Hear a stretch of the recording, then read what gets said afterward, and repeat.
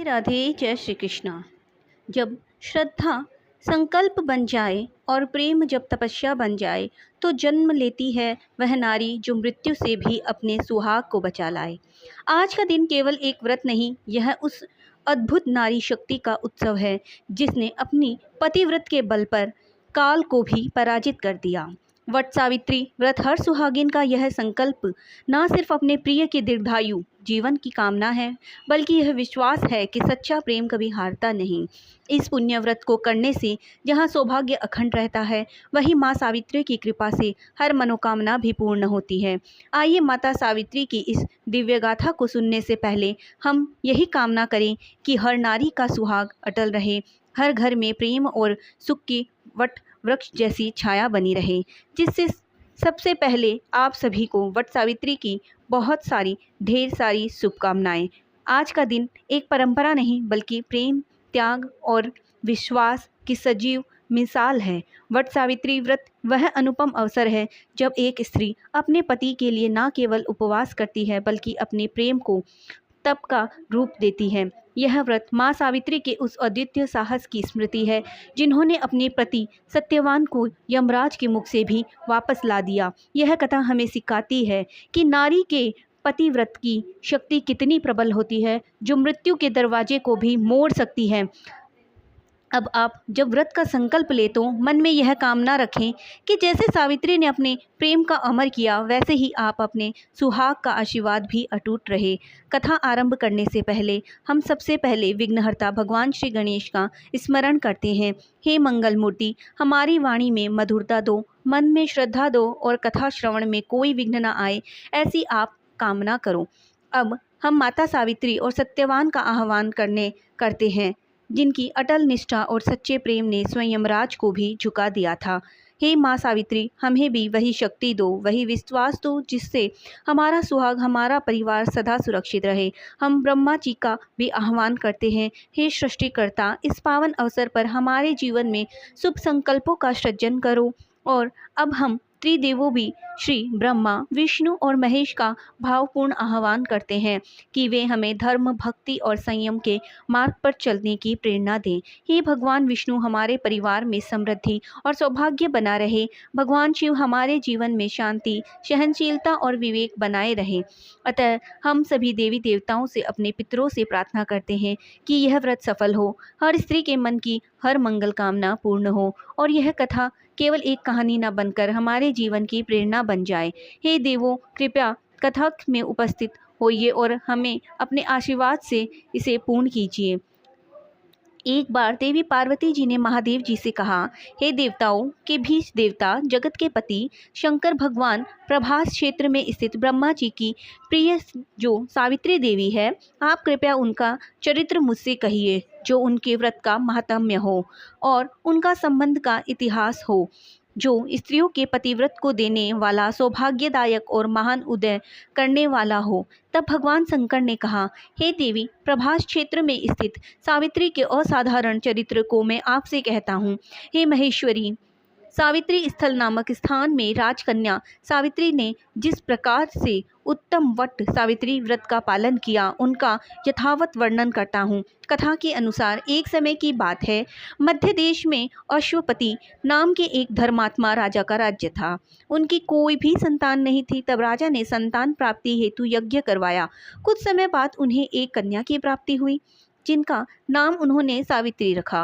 विवाह योग्य होने पर सावित्री ने दमत्सेन के पुत्र सत्यवान को पति के रूप में वरण किया। सत्यवान वैसे तो राजा का पुत्र था, लेकिन उनका राजपाट छिन गया और वह एक बहुत ही दरिद्रता का जीवन जी रहे थे। उनके माता पिता की आंखें भी रोशनी चली गई थी। सत्यवान जंगल से लकड़ियां काट कर लाते और उन्हें बेचकर जैसे तैसे अपना गुजारा कर रहे थे। जब सावित्री और सत्यवान के विवाह की बात चली, तब देवर्षि नारद ने सावित्री के पिता राजा अश्वपति को बताया कि सत्यवान अल्पायु हैं और विवाह के 1 वर्ष बाद ही उनकी मृत्यु हो जाएगी।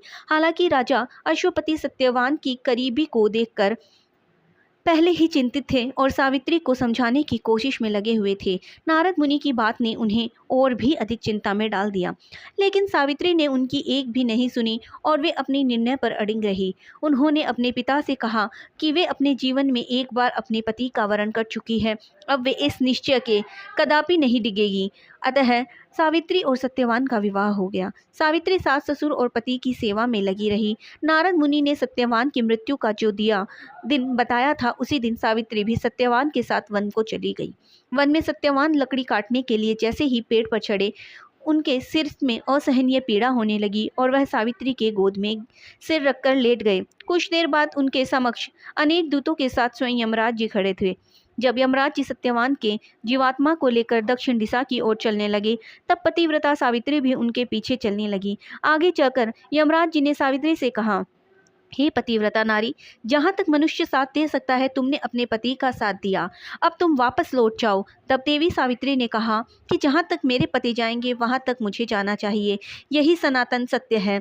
यमराज जी सावित्री की वाणी सुनकर प्रसन्न हुए और उनके वर मांगने को कहा। सावित्री ने कहा कि मेरे सास ससुर अंधे हैं, आप उन्हें नेत्र दे, ज्योति दें।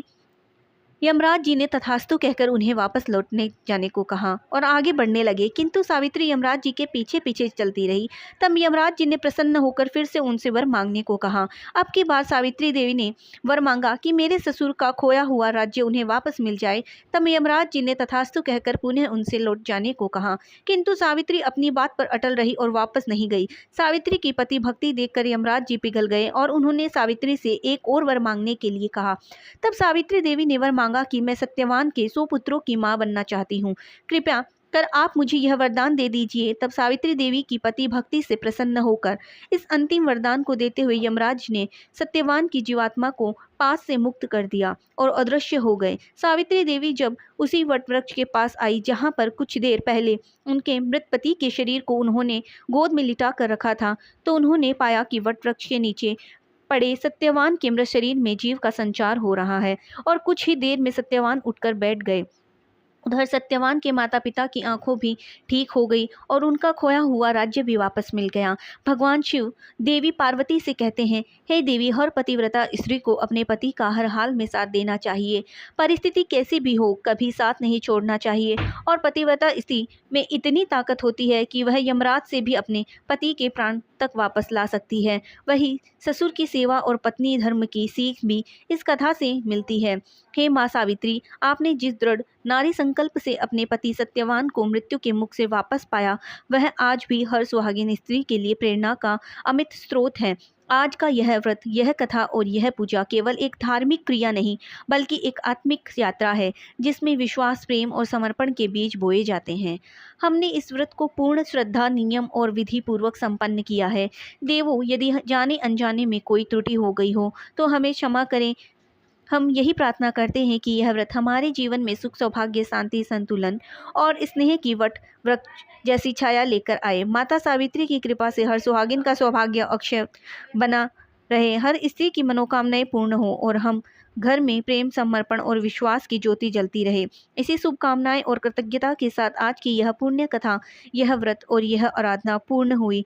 एक बार फिर सभी प्रेम से बोलिए, सत्यवान सावित्री माता की जय, त्रिदेवों की जय, यमराज जी की जय। प्रिय श्रोताओं, ये थी आज की वीडियो। कथा को सुनकर कमेंट बॉक्स में सत्यवान और सावित्री माता की जय जरूर लिखें और कथा पसंद आए तो चैनल को लाइक एंड सब्सक्राइब अवश्य करिए। धन्यवाद।